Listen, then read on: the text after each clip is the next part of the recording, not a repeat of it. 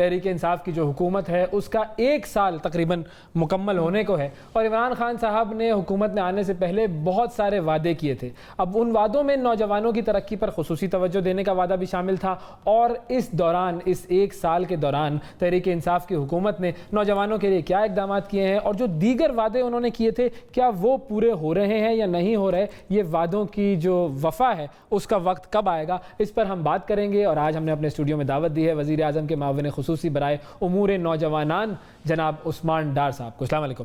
وعلیکم السلام. کیسے ہیں؟ زبردست. آپ بھی کرکٹ کا شوق رکھتے ہیں؟ مایوس لگ رہے ہیں. بس کل کا جب کا رزلٹ دیکھا انگلینڈ کے میچ کا تو مایوسی تو ہے. میں سمجھ رہا ہوں پاکستان میں تقریباً سب مایوس ہوں گے. ایکسپیکٹ کر رہے تھے کہ انگلینڈ ہار جائے گا اور ہم لوگ تھرو کر جائیں گے، لیکن میں سمجھتا ہوں وہ جو سری لنکا والا میچ تھا نا جس میں ہم نے ایک پوائنٹ لیا تھا جس میں بارش کی وجہ سے ایک فیکٹر ہے، لیکن اینڈ آف دا ڈے میں سمجھتا ہوں ٹیم ٹھیک کھیلی ہے. کرکٹ ہے، ہار جیت اس کا حصہ ہے اور مایوس ہونا نہیں چاہیے، لیکن تھوڑی سی ایک فیلنگ ہوتی ہے کہ سیمی فائنل میں جاتے ذرا. لیکن اگر سیمی فائنل میں ہم چلیں، اب تو نہیں پہنچ رہے انفارچونیٹلی، لیکن اگر ہم آپ سے پوچھیں کہ سیمی فائنل میں پاکستان ٹیم کا نہ پہنچنا ذمہ دار آپ کس کو ٹھہرائیں گے؟ دیکھیں اس میں ذمہ داری والی بات ایز سچ نہیں ہے. ہم کوشش تو یہی کرتے ہیں جب کچھ اچھا نہیں ہوتا تو وہ ذمہ داری کسی پہ ڈال دیں، اور جب اچھا ہوتا ہم کوشش کرتے ہیں ہم بولیں کہ ہم نے ہماری وجہ سے ہوا ہے. تو اینڈ آف دا ڈے اچھا کھیلیں، اور میں حالانکہ نمبر 5 پہ آ ہی جائیں گے جیسے میں دیکھ رہا ہوں ٹیبل، اور بڑی بڑی اچھی ٹیمیں جو ماضی میں بڑا اچھا پرفارم کرتی رہی ہیں. اگر آپ سری لنکا کو دیکھیں، ویسٹ انڈیز دیکھیں، بہت ساری ایسی ساؤتھ افریقہ دیکھیں، وہ بھی نہیں کر سکی. تو انشاءاللہ تعالیٰ نیکسٹ ٹائم.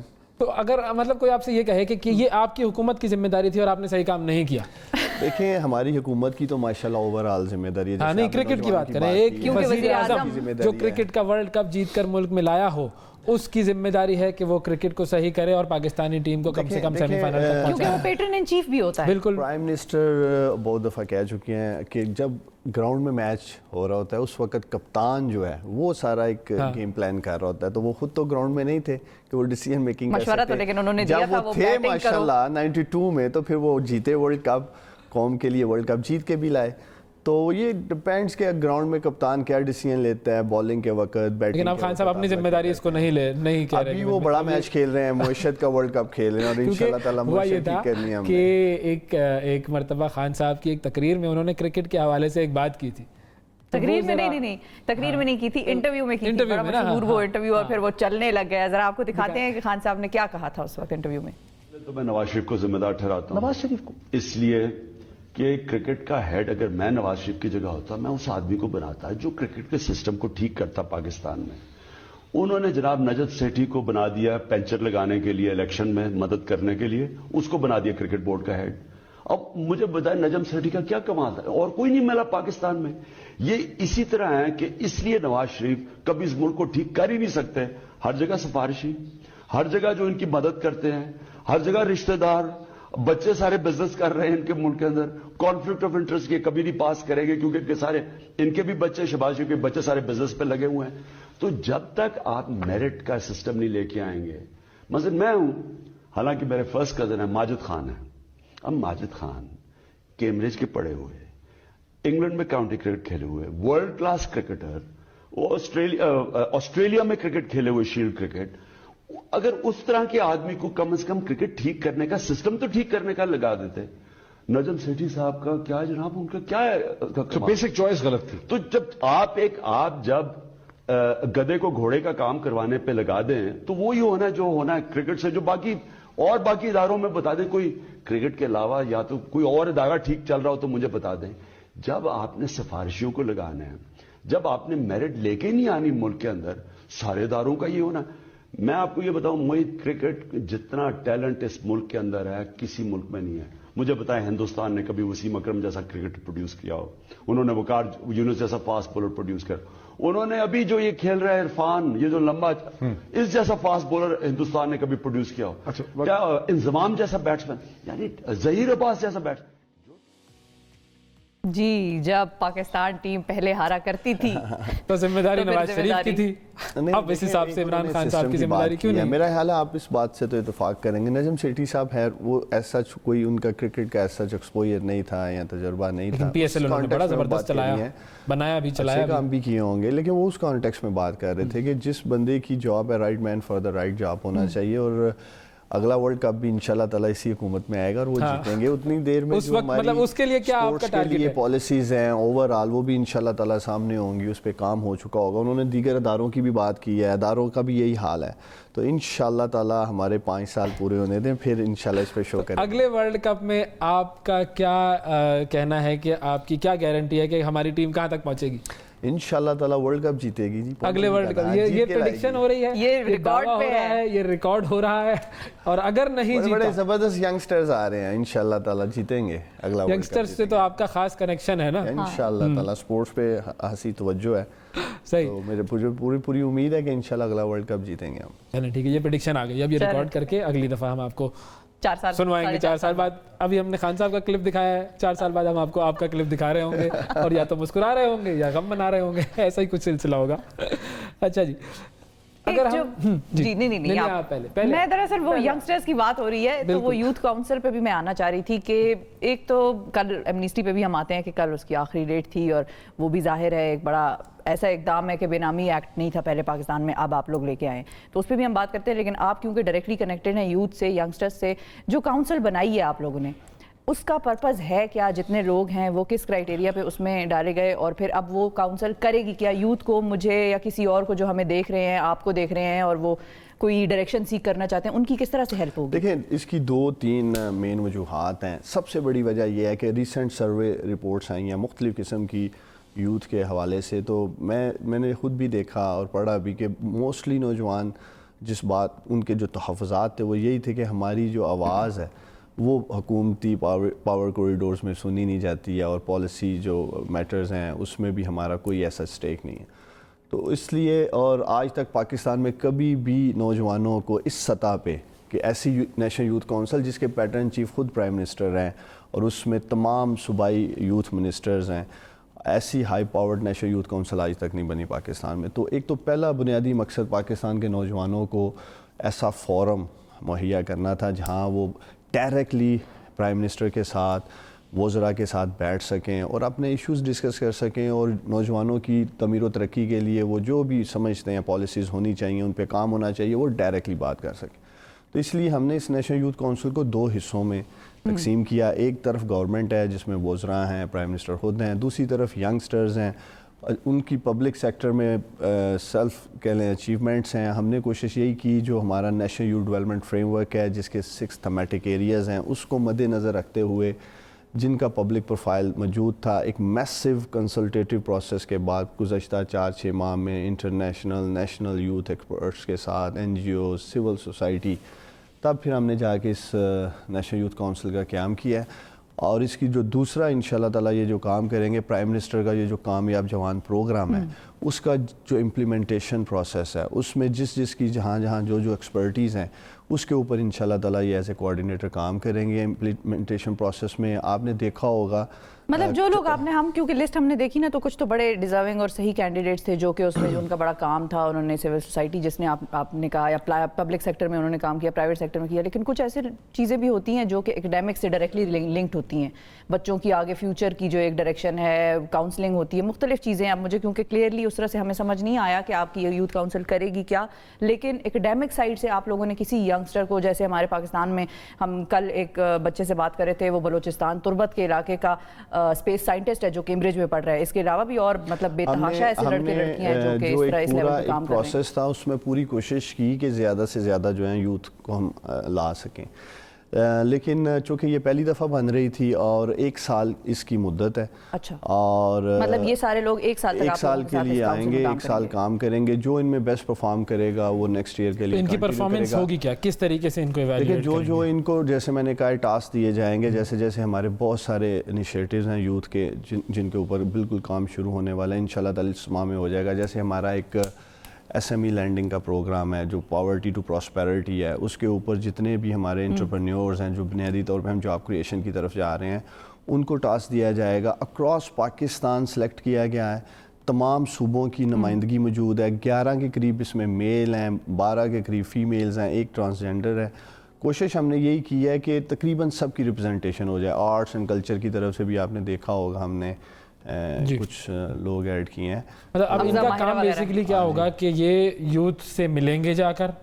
نہیں, پہلا جیسے میں نے آپ کو کہا ہے کہ ہم میٹنگ کال کر رہے ہیں, ہوپ فلی جولائی میں نہیں تو اگست میں ہوگی, ہو سکتا ہے 12 اگست کو نیشنل یوتھ ڈے ہے. مطلب کوئی آبجیکٹیوز ڈیسائیڈ کیے ہوں گے نا کہ بھائی آبجیکٹیوز ہیں اس کاؤنسل کے, یہ 3 آبجیکٹیوز ہیں جو اچیو کرنے ہیں. طور پہ سارٹ آف ایڈوائزری کاؤنسل بھی ہے پرائم منسٹر کو یوتھ کے حوالے سے, جو یوتھ بیسڈ یا یوتھ لیڈ انیشیٹیوز ہیں ان کی جو پروگریس ہے, اور اس کے بعد جو مزید ہمیں نوجوانوں کے لیے کام کرنا چاہیے, اس کے اوپر یہ پرائم منسٹر کے ساتھ ایز اے ایڈوائزری رول بھی ادا کریں گے. دوسری طرف یہ ہے کہ ہمارے بہت سارے انٹرنیشنل یوتھ ایکسچینج پروگرامز چل رہے ہیں. جیسے ابھی شنگھائی تعاون تنظیم میں ہمیں ممبرشپ ملی ہے پاکستان کو, بھارت سے پہلے ملی ہے, ابھی بھارت کو نہیں انہوں نے دی, اور یہ بہت بڑی کامیابی تھی پاکستان کی نوجوانوں کے لیے یوتھ کونسل کا ممبر بننا وہاں. اس میں 6 ممبرز جو ہیں پاکستان سے اس شنگھائی تعاون تنظیم میں پاکستان کی طرف سے حصہ ہوں گے. اسی یوتھ کونسل میں سے یہ جائیں گے, عالمی سطح پر پاکستان کی نمائندگی کریں گے. چائنا کے ساتھ ہمارے یوتھ ایکسچینج پروگرامز چل رہے ہیں, اس میں اسی میں سے لوگ جو ہیں جو جس کیٹیگری میں جو کام کر سکتے ہیں وہ وہاں جائیں گے اور کام کر سکیں گے. تیسری چیز دیکھیں, جیسے میں آپ کو بتا رہا ہوں, کچھ سندھ سے ہیں, کچھ پنجاب سے ہیں, بلوچستان سے ہیں, خیبر پختونخوا سے ہیں. جو ہمارا پروجیکٹ انیشیٹو چل رہا ہوگا وہ اپنے صوبے میں, اس ایریے میں انشاءاللہ تعالیٰ ایز اے کوآرڈینیٹر بھی کام کریں گے. اچھا, مجھے یہ بتائیں کہ جب ہم بات کرتے ہیں یوتھ کی, تو یوتھ کا ایک بہت بڑا مسئلہ ہے انمپلائمنٹ. جی. اب 1 کروڑ نوکریوں کا ایک بڑا وعدہ تھا جس کے اوپر بڑے لوگ انحصار کر کے تکیہ کر کے بیٹھے ہوئے ہیں کہ بس یہ سلسلہ شروع ہو جائے کسی طریقے سے, اور کرٹکس جو ہیں وہ کرٹیسائز بھی کرتے ہیں اس کے اوپر کہ آپ یہ نہیں کر سکتے, یہ کیا ہوا بھائی, یہ کہ آپ تو بے روزگار کر رہے ہیں لوگوں کو. تو وہ کیا ہوا وعدہ؟ دیکھیں, میں آپ کو یقین دلاتا ہوں, یہ پرائم منسٹر عمران خان صاحب کا یہ کامیاب جوان پروگرام یہ گیم چینجر ہے نوجوانوں کے لیے. لیکن اس کے لیے 3 چیزیں میں آج آپ کے پروگرام میں نوجوانوں کو پیغام دے کے جا رہا ہوں. 3 چیزیں جس نوجوان میں بھی ہوں گی انشاءاللہ تعالیٰ, میں آپ کو یقین دلاتا ہوں کہ وہ کامیاب بھی ہوگا اور پاکستان کو بھی کامیاب کرے گا, اپنے گھر کو آگے لے کے جائے گا, ملک کو آگے لے کے جائے گا. سب سے پہلے ایمانداری. ہمارے جتنے بھی انیشیٹو ہیں, اسپیشلی جس کی میں بات کر رہا ہوں ایس ایم ای لینڈنگ کی, اگر وہ نوجوان ایمانداری سے جو بھی ایک قرضہ لیتا ہے, بڑا ایک زبردست قسم کا یہ ہم لے کے آ رہے ہیں, پاورٹی ٹو پراسپیرٹی کا باقاعدہ گراف ہے. اس کے 4 ٹیئرز ہیں. پہلا جو ٹیئر ہے اس میں ہم گریجویشن پروگرام جو ہمارا نوجوانوں کے لیے, جو پور آف دا پورسٹ ہیں, ان کو ہم گرانٹس دینے جا رہے ہیں. پہلے فیز میں 50,000 نوجوان جو ہیں ان کو ہم گرانٹس دیں گے اکراس پاکستان, اور اس کا جو ڈیٹا ہے وہ ہم BIS پہ کلیکٹ کر رہے ہیں, اور مشین دیں گے لائف سٹاک کے لیے, جیسے مرغیاں, بکریاں, کیا کہتے ہیں رورل سائڈ میں. دیکھیں, نہیں, رورل سائڈ میں جو ہمارے پور آف دا پورسٹ ہیں, جس کی جو کہہ لیں اس کی کوالیفیکیشن ہے, جو اس کی سکل ہے, اس کے مطابق ہم اس کو گرانٹ دے دیں گے. اس کے بعد 1 لاکھ تک انٹرسٹ فری لون ہے نوجوانوں کے لیے. تقریباً 15 سے 20 ہزار نوجوانوں کو ہر ماہ انٹرسٹ فری لون ملے گا. 3rd کیٹیگری ہے جو مائکرو بزنسز کے لیے ہے, 1 سے 5 لاکھ تک کا ہم نے ایک بنایا ہے, اس کے اوپر بھی کولیٹرل فری ہے. فرسٹ ٹائم کلین لینڈنگ کی طرف ہم آ رہے ہیں. 6% کے قریب انٹرسٹ ہے. اگر آج آپ انٹرسٹ ریٹ کو مد نظر رکھیں تو شاید 16 یا 18% ہوگا مارکیٹ میں. تو یہ ایک بڑی زبردست اپرچونٹی ہے مائکرو بزنسز کے لیے. کلین لینڈنگ کیسے ہوئی جب 6% کولیٹرل نہیں ہے, کولیٹرل کی جو بات کر رہا ہوں. اس کے بعد ہاں جی اس کے بعد جو اس کا لاسٹ ایئر ہے جس میں ہم اسمال بزنسز کو ٹارگٹ کر رہے ہیں 50 لاکھ تک کی, اس میں بھی لینڈنگ موجود ہے. 8% اس کا انٹرسٹ ریٹ ہے. اگر وہ بھی کمپیئر کریں تو مارکیٹ میں اگر کوئی نوجوان لون اپلائی کرتا ہے, ہو سکتا ہے پہلے اسے ملے ہی نہیں, اگر ملے گا بھی تو وہ بھی 16-18% پہ جائے گا. تو یہاں ان کی ایمانداری کی ضرورت ہے کہ اگر وہ اس کامیاب جوان پروگرام سے فائدہ اٹھاتے ہیں تو ایمانداری کے ساتھ جو بھی وہ لون لیں اس کو بزنس میں لگائیں. دوسری چیز ان کی چاہیے سمجھداری کی, ان کو اس بزنس کی سمجھ ہونی چاہیے. یہ نہیں کہ وہ صرف پیسے لے رہے ہیں اور وہ اس کو بزنس میں انویسٹ کرنے کی بجائے اس کو لوز کریں اور بعد میں اینڈ آف دا ڈے. لیکن آپ کو نہیں لگتا کہ یہاں پر کاؤنسل کارآمد آ سکتی ہے کہ وہ ان کو پالش کرے اگر کوئی بندہ اپنا جو سمجھداری ہے یا ان کی جو بزنس کی نو ہو ہے, اس کے لیے ہم کمپلیٹ ہینڈ ہولڈنگ کر رہے ہیں. ماضی میں تو وہ جسٹ لون دے دیا جاتا تھا, اب ہم نے سمیڈا کو آن بورڈ کیا ہے, مختلف ڈفرینٹ کمپنیز ہمارے ساتھ کام کر رہی ہیں. ہماری پوری کوشش یہ ہے کہ جو شخص بھی لون لینے آئے اس کو پورا ایک ایکو سسٹم کے ساتھ ہم اینڈ تک ہینڈ ہولڈنگ کریں تاکہ اس کو بزنس میں کسی ناکامی کا سامنا نہ کرنا پڑے. لیکن تھرڈ چیز جب تک اس میں ہوگی نہیں تو وہ کامیاب نہیں ہو سکتا, وہ ہے ذمہ داری. اگر آپ کوئی بھی کام ذمہ داری سے نہیں کرتے ہیں, دیکھیں آج آپ یہ نہیں سوچ سکتے ہیں, لیکن یہ تینوں چیزیں ایسی جو بعد میں ایویلیویٹ ہو سکے گی, دینے سے پہلے آپ ایویلیویٹ نہیں کر سکیں کہ ایسا ذمہ داری ہے یا نہیں. نوجوانوں کو پیغام دے رہا ہوں, وہ تیار رہیں. دیکھیں کوئی آ کے آپ کو کما کے نہیں دے گا, کوئی آپ کے لیے کام نہیں کرے گا. آج ہماری سوچ یہ ہے کہ ہم صبح اٹھیں تو ہمارے باہر گاڑی بھی کھڑی ہو, ہمارے اکاؤنٹ میں کروڑوں روپے بھی موجود ہوں, اور ایک لگژری لائف کا ایک کوشش کرتا ہے بندہ اچیو کرنے کے لیے, تو اس کے لیے آپ کو اسٹرگل کرنی ہے. میں خود اگر اپنی بات کروں, دیکھیں میرے والد نے جب مجھے بزنس ہینڈ اوور کیا, it was just about $2 million. ہم چاروں بھائیوں نے محنت کی. جسٹ اباؤٹ 2 ملین تو آپ نے ایسے کہا, اس وقت ڈالر کی قیمت کم تھی نا, انہوں نے ڈالر کی بھی قیمت بڑھا دی ہے ماشاءاللہ. $40 million تک لے کے گئے. اس میں دیکھیں ہم چاروں بھائی تھے اور ان تینوں چیزیں تھیں. بتا رہے ہیں مطلب میک شور کوئی مسئلہ نہیں, ٹیکس پیڈ بننی ہے, کوئی پرابلم نہیں ہے. ہمارا تو پیمنٹ بعد میں ملتی ہے, ایکسپورٹر کو ٹیکس پہلے کٹ جاتا ہے, اٹس ناٹ دا ایشو. لیکن بتانا میں یہ چاہ رہا ہوں کہ جب ہم چاروں بھائیوں نے ایمانداری سے اپنی اپنی پوزیشنز میں ذمہ داری سے کام کیا, سمجھداری سے کام کیا, تو ماشاءاللہ پھر اس کام میں کامیابی کر ہی دیا. تو تھوڑا سا ہم اگر آپ کو آگے لے کے چلیں, کیونکہ ظاہر ہے ہم نے ایک لمیٹڈ ٹائم میں ہم نے کوشش کرنی ہوتی ہے کہ آپ سے زیادہ چیزیں نکال لیں. جو ایمنیسٹی ختم ہو گئی ہے آپ لوگوں کی, اور اب ظاہر ہے اسٹیٹ مشینری بھی یوز ہو رہی ہے, اور جنہوں نے ڈکلیئر نہیں کیے اور جن کے بینامی اثاثے تھے ان کے خلاف ایکشن شروع ہو گیا. لیکن وہ ایکشن ہم جب بھی دیکھتے ہیں, ہم نے جب بھی پی ٹی آئی کو سنا ہے, اس کے نمائندوں کو سنا ہے, وہ کہتے ہیں اکراس دا بورڈ ہوگا, چاہے اکاؤنٹیبلٹی ہو, چاہے ایکشن ہو. لیکن ڈائریکٹلی جب بھی کوئی چیز شروع ہوتی ہے آپ ہاتھ پہلے ڈالتے ہیں نون لیگ پہ, ہاتھ پہلے ڈالتے ہیں پیپلز پارٹی پہ. ادھر بھی آپ لوگوں نے سندھ میں جو پکڑے ہیں وہ بھی پیپلز پارٹی کے 2 جو گروپ ہیں ان کے ساتھ تعلقات ہیں, ان کو پکڑا ہے. پھر پنجاب میں بھی آپ لوگوں نے جو چودھری تنویر صاحب ہیں ان کے 6000 کنال. مطلب یہ پی ٹی آئی میں کیوں نہیں ہے ایسے لوگ؟ مطلب کیا اس بات کی گارنٹی ہے آپ کو کہ پی ٹی آئی میں کوئی ایسا شخص نہیں جس کے بے نامی اثاثے ہوں؟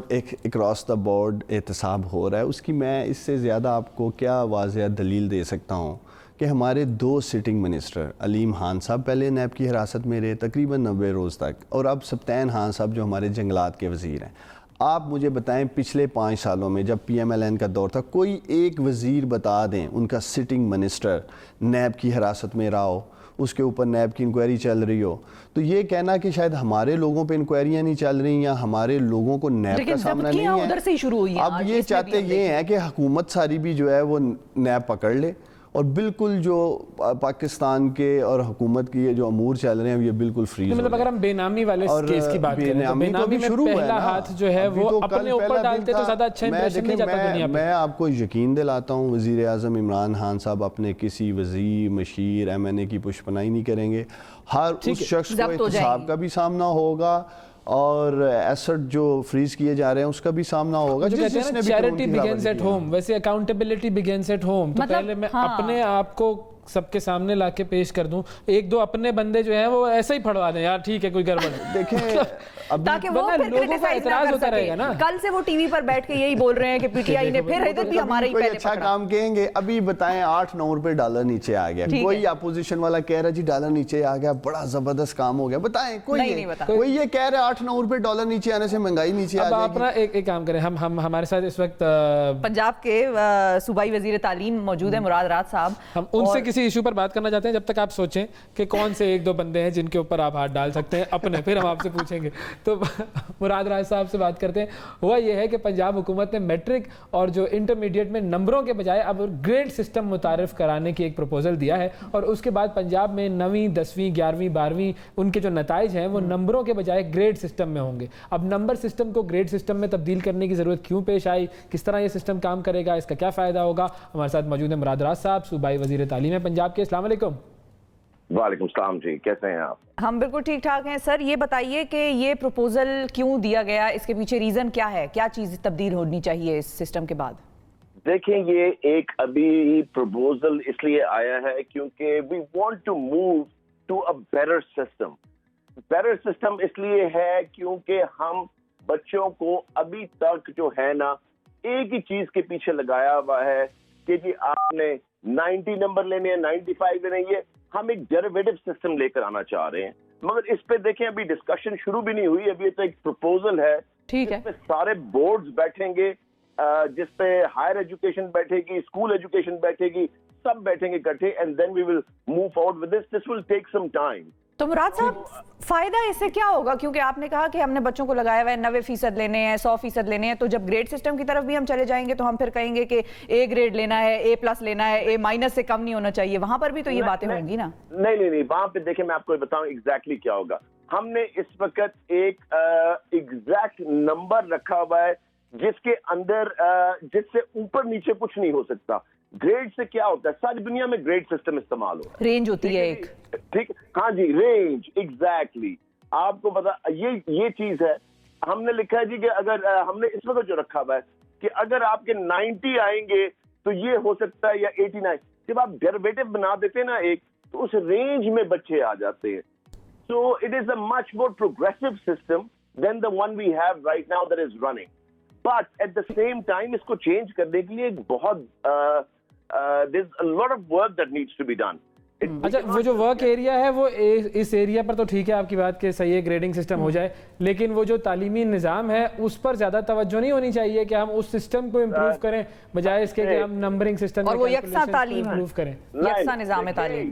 देखिए, ये तो एक प्रपोजल है जो आपने जिस पे मुझे फोन पे ले लिया। द मोस्ट इंपॉर्टेंट थिंग जो हम करने जा रहे हैं वो मैं आपको जरा 1 मिनट बता दूं, अगर आप मुझे 1 मिनट में। जी, जो हम बनाने जा रहे हैं करिकुलम फ्रेमवर्क। अब करिकुलम फ्रेमवर्क क्या होगा? करिकुलम फ्रेमवर्क ये है कि जितनी भी किताबें पंजाब में स्कूल्स में पढ़ाई जाएंगी, सबसे पहले वो Punjab curriculum text book board जो है अप्रूव करेगा। ठीक है जी, वो अप्रूव करेगा। अब आप कहते हैं कि गरीब का बच्चा कुछ और पढ़ रहा है, अमीर का बच्चा कुछ और पढ़ रहा है। जब हम करिकुलम फ्रेमवर्क बना लेंगे अगले 6 महीने के अंदर इंशाअल्लाह ताला, तो वो जो भी किताब होगी, जो भी स्कूल पढ़ाएगा, वो उस फ्रेमवर्क के अंदर से गुजरेगी। Nobody can teach anything else other than that framework. सही, बहुत इंपॉर्टेंट एरिया है, बिल्कुल बिल्कुल। थैंक यू मुराद राज साहब, बहुत शुक्रिया आपका। एक चीज इसमें और, अच्छा, ओके, जी। अगर मेरा प्राइवेट स्कूल है और मैं 40,000 रुपया फीस महीने की चार्ज कर रहा हूँ, और मैं कहता हूं कि जी मैं 10 चीजें और पढ़ाना चाहता हूं फ्रेमवर्क के अलावा, आप पढ़ाएं, जरूर पढ़ाएं, क्योंकि आप इतनी फीस चार्ज कर रहे हैं, मगर आप उस फ्रेमवर्क में से निकल नहीं सकते। ठीक है, सही, वो फ्रेमवर्क सबके लिए यकसा होगा, सबके लिए एक जैसा होगा। ठीक है, थैंक यू सर, बहुत इंपॉर्टेंट एरिया है ये, और हमारी दुआ यही है कि तालीमी निज़ाम इस मुल्क का इम्प्रूव हो। बहुत शुक्रिया, आपने वक्त दिया हमें। जी उस्मान डार साहब, सोच लिया आपने नाम? मुराद रास बड़ा ज़बरदस्त काम कर रहे हैं माशाल्लाह, पूरी कोशिश है इनकी कि एजुकेशन सिस्टम के ऊपर जो है ना बेहतर से बेहतर काम किया जाए। देखिए, नाम मैंने थोड़ी सोचना है, नाम तो उन्होंने ढूंढना है या पकड़ना है जिनका ये काम है। अलबत्ता मेरा कोई ऐसा असासा नहीं है जो मैंने छुपाया हो या कौन छुपाया हो, तो आप मेरे बारे में पूछ सकते हैं कि आप तो नहीं पकड़े जाएंगे। सही है। दूसरा, मैं नौजवानों को एक और पैगाम दे के जाना चाहता हूँ कि नेक्स्ट ईयर इंशाल्लाह ताला जब नेशनल यूथ काउंसिल का वक्त आएगा, मार्च में 2020 में, हमारा कामयाब जवान पोर्टल है वो बन चुका है। अच्छा। उसके ऊपर इंशाल्लाह ताला इनकी प्रोफाइल्स जो हैं हम इन्हें कॉल करेंगे, ये उधर अपनी प्रोफाइल्स डालें काउंसिल मेंबर्स के। हाँ, नेक्स्ट ईयर इंशाल्लाह ताला, और उसकी तादाद भी हम बढ़ाएंगे, क्योंकि मैंने देखा है बहुत सारे नौजवान जो इसका हिस्सा बनना चाह रहे हैं। इसलिए मैं आज पैगाम दे के जा रहा हूँ कि वो तैयारी रखें, इंशाल्लाह नेक्स्ट ईयर को पूरा मौका मिलेगा, उतनी देर में इसका भी रिजल्ट आ जाएगा, और इसमें देखेंगे कौन कौन क्या क्या परफॉर्म करता है, और इंशाल्लाह ताला नेक्स्ट ईयर, और उसमें HEC के एकेडमिया के जैसे आप बात कर रहे हैं, सबको इंशाल्लाह ताला ऑन बोर्ड लेंगे, एक ब्रॉड बेस बनाई जाए। थैंक यू, बहुत शुक्रिया उस्मान आपका, आपने वक्त दिया हमें।